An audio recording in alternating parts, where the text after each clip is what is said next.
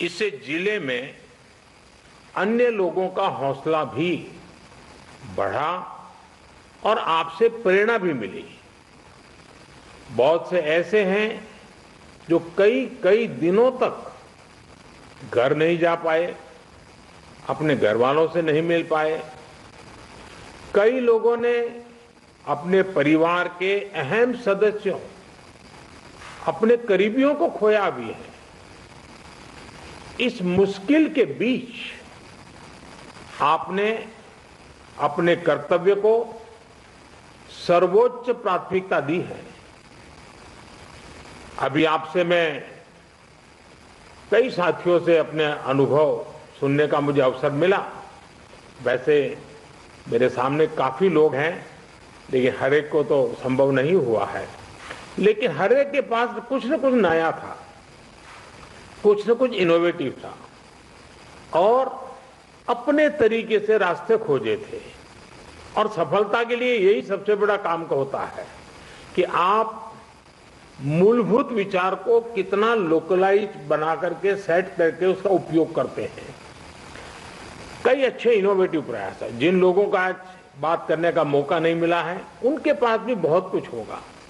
मेरा आप सबसे आग्रह है कि आप बिना संकोच, आपको लगता है कि जो चीज आपने अच्छी की है, अच्छे ढंग से की है, वो मुझे जरूर भेजिए, लिख करके मेरे तक पहुंचाइए और मैं इसका अन्य जिलों में उपयोग कैसे हो इसकी जरूर चिंता करूंगा।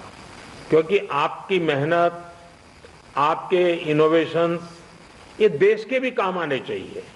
और मुझे विश्वास है आज जितनी बातें मेरे सामने आई, ऐसी बहुत सी बातें हैं जो हमें काम आएगी। और इसलिए मैं आपसे इंतजार करूंगा कि आप अपनी कुछ चीजें जरूर मेरे से शेयर करिए। आपके हर प्रयास की मैं भूरी भूरी प्रशंसा करता हूं, सराहना करता हूं। साथियों, हमारे देश में जितने जिले हैं उतनी ही अलग अलग चुनौतियां भी हैं। एक तरह से हर जिले के अपने अलग चैलेंजेस हैं। आप अपने जिले के चैलेंजेस को बहुत बेहतर तरीके से समझते हैं और इसलिए जब आपका जिला अगर जीतता है तो मतलब देश जीतता है। जब आपका जिला कोरोना को हराता है तो देश कोरोना को हराता है। और इसलिए जिले का मिजाज, गांव गांव में एक मैसेज कि मेरा गांव मैं कोरोना मुक्त रखूंगा, मेरे गांव में मैं कोरोना को प्रवेश नहीं करने दूंगा, ये गांव के लोग संकल्प लें। और गांव के लोग जिस प्रकार से व्यवस्थाएं करते हैं, मैं तो हैरान था।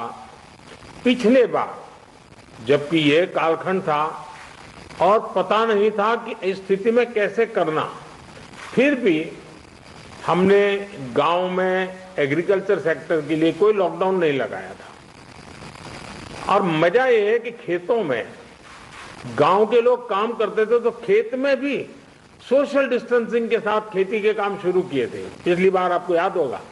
मतलब हमारे गांव कितनी तेजी से संदेश को पकड़ भी लेते हैं और अपनी जरूरत के हिसाब से उसको मॉडिफाई करके पक्का कर लेते हैं। गांव की ये ताकत है। मैंने देखा है आज भी कई गांवों ने अपने यहाँ आना जाना सब बहुत अच्छे ढंग से मैनेज किया है। गांव की जरूरत के लिए एक या दो लोग बाहर जाते हैं, चीजें लेकर के आते हैं, गांव में बांट देते हैं और गांव में से कोई मेहमान भी आए तो उसको पहले बाहर रखते हैं। गांव की अपनी एक ताकत होती है, उस ताकत का अपना एक उपयोग होता है। और मैं साथियों कहना चाहूंगा कि कोरोना के खिलाफ इस युद्ध में आप सब लोग एक बहुत महत्वपूर्ण भूमिका में हैं। आप एक तरह से इस युद्ध के फील्ड कमांडर हैं। जैसा कि किसी भी युद्ध में होता है, फील्ड कमांडर बड़ी योजना को मूर्त रूप देता है, जमीन पर उस लड़ाई को लड़ता है, परिस्थिति के अनुसार निर्णय लेता है। आप सब भारत की इस लड़ाई के महत्वपूर्ण फील्ड कमांडर्स के रूप में आज नेतृत्व संभाल रहे हैं। और इस वायरस के खिलाफ हमारे हथियार क्या है? हमारे हथियार हैं local containment zones, aggressive testing और लोगों तक सही और पूरी जानकारी। हॉस्पिटल्स में कितने बेड उपलब्ध हैं, कहां उपलब्ध हैं, ये जानकारी आसानी से उपलब्ध होने पर लोगों की सहूलियत बढ़ती है। इसी तरह काला बाजारी पर लगाम हो, ऐसे लोगों पर सख्त कार्रवाई हो, या फ्रंटलाइन वर्कर्स का मोरल हाई रखकर उन्हें मोबिलाइज करना हो। एक फील्ड कमांडर के रूप में आपके प्रयास पूरे जिले को मजबूती देते हैं। फ्रंटलाइन वर्कर्स को आपके कंडक्ट और एक्शन से हमेशा प्रेरणा मिलती है, उनका भरोसा और बढ़ता है। मैं आपसे एक और बात कहना चाहूंगा। अब इसलिए अगर आपको कहीं लगता है कि सरकार द्वारा बनाई पॉलिसी में जिला स्तर पर किसी इनोवेशन की जरूरत है, उस इनोवेशन में से पॉलिसी को ताकत मिलेगी, तो मेरा आपको खुली छूट है, आप जरूर कीजिए। अगर ये इनोवेशन आपके जिले की स्थानीय जरूरतों के हिसाब से है तो उसे उसी हिसाब में करिए। अगर आपको लगता है कि आपने जो इनोवेशन किया है वो पूरे प्रदेश के लिए या पूरे देश के लिए बेनिफिशियल है, तो उसे सरकार तक भी पहुंचाइए। अगर आपको अपने अनुभवों से तेजी से बदलती परिस्थितियों के हिसाब से पॉलिसीज में किसी सुधार की जरूरत लगती है, तो उसका भी फीडबैक जरूर पहुंचाइए, बिना संकोच पहुंचाइए। क्योंकि ये लड़ाई ऐसी है कि हम सब मिलकर के सोचेंगे, सब मिलकर के नई नई चीजें ले आएंगे, तब जाकर के हम कर पाएंगे। साथियों, आपके जिले की सफलता बाकी जिलों के लिए एक उदाहरण बन सकती है, उनकी भी मदद कर सकती है। कोरोना से निपटने के लिए जो भी बेस्ट प्रैक्टिसेस हैं, उनको भी हमें एडॉप्ट करते चलना है। आपके बहुत से साथी ऐसे जिलों में होंगे जहां कोरोना संक्रमण पीक पर पहुंचने के बाद अब कम हो रहा है। उनके अनुभवों से सीखकर आप अपने जिलों में अपनी रणनीति को और मजबूत करते रहेंगे, तो कोरोना के खिलाफ लड़ाई और आसान होगी। साथियों, इस समय कई राज्यों में कोरोना संक्रमण के आंकड़े कम हो रहे हैं, कई राज्यों में बढ़ भी रहे हैं।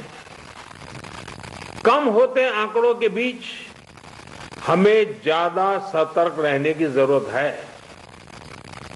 बीते एक साल में करीब करीब हर मीटिंग में मेरा यही आग्रह रहा है कि हमारी लड़ाई एक जीवन बचाने की है, एक एक जीवन बचाने की है। हमारी जिम्मेदारी संक्रमण को फैलने से रोकने की भी है, और ये तभी संभव है जब हमें संक्रमण की स्केल की सही जानकारी होगी।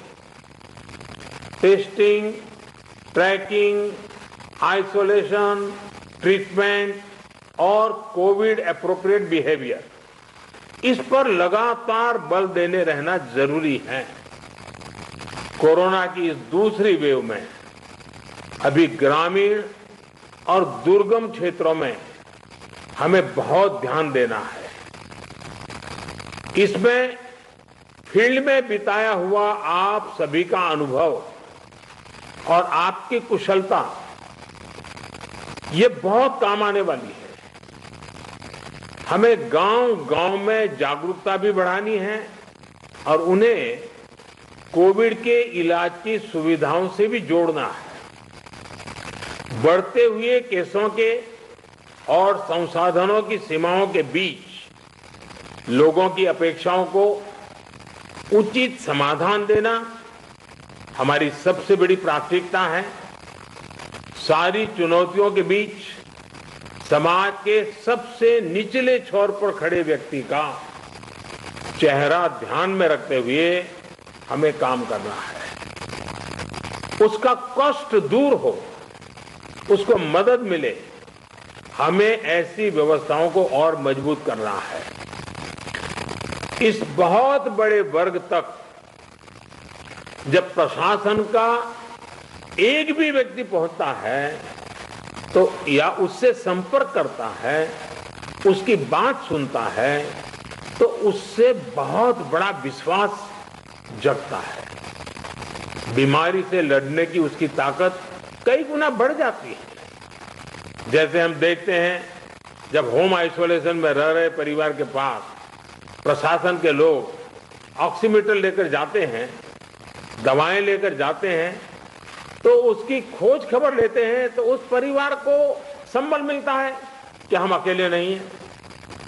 साथियों, कोविड के अलावा आपको अपने जिले के हर एक नागरिक की ईज ऑफ लिविंग का भी ध्यान रखना है। हमें संक्रमण को भी रोकना है और दैनिक जीवन से जुड़ी जरूरी सप्लाई को भी बेरोक टोक चलाना है। इसलिए स्थानीय स्तर पर कंटेनमेंट के लिए जो भी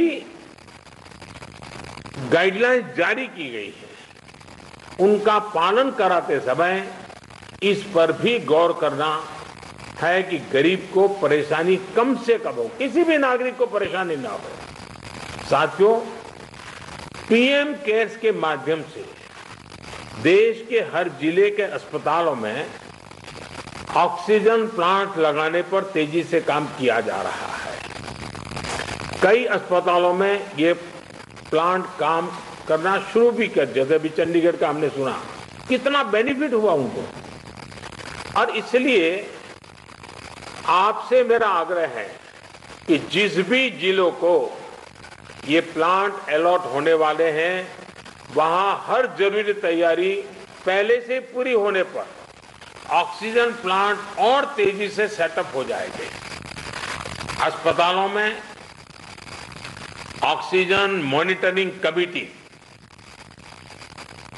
जितना सही काम करेगी, उतना ही ऑक्सीजन का सही इस्तेमाल हो पाएगा। साथियों, टीकाकरण कोविड से लड़ाई का एक सशक्त माध्यम है। इसलिए इससे जुड़े हर भ्रम को हमें मिलकर के उसको निरस्त करना है। कोरोना के टीके की सप्लाई को बहुत बड़े स्तर पर बढ़ाने के निरंतर प्रयास किए जा रहे हैं। वैक्सीनेशन के लेकर व्यवस्थाओं और प्रक्रियाओं को हेल्थ मिनिस्ट्री लगातार स्ट्रीमलाइन कर रही है। कोशिश ये है कि अगले 15 दिन का शेड्यूल राज्यों को एडवांस में मिल जाए।